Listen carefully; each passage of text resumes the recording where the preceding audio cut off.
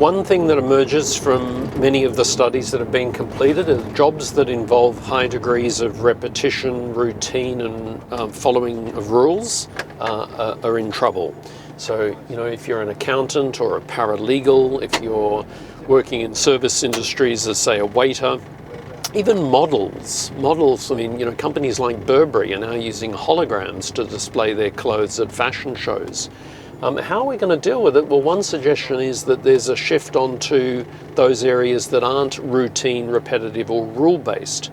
So a real focus on creative skills, a real focus on digital skills, also increasing focus on social skills.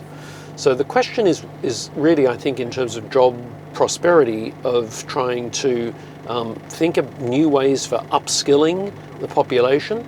And of course, that any kind of issue around upskilling involves a commitment of funding to education, secondary, higher education, and that's where many of the challenges lay.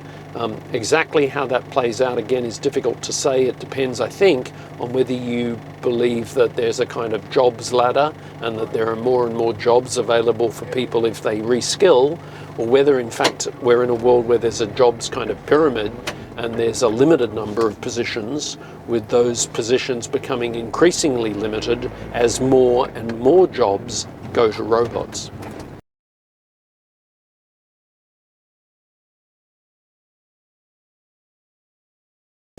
My own view on that is you can't have predictions of up to 50% of jobs going to robots and then thinking that employment, jobs and unemployment will remain the same kind of realities that we've known them to be throughout the 20th century and even in these early days of the 21st century.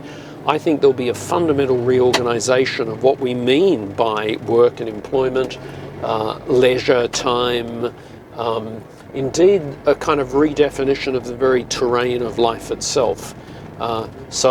It's possible that our wholesale shift into a kind of more self-energizing, do-it-yourself identity lifestyles will continue and become more radicalized. It's also possible that, more and more people are going to be, as it were, rendered redundant in terms of the broader economic framework.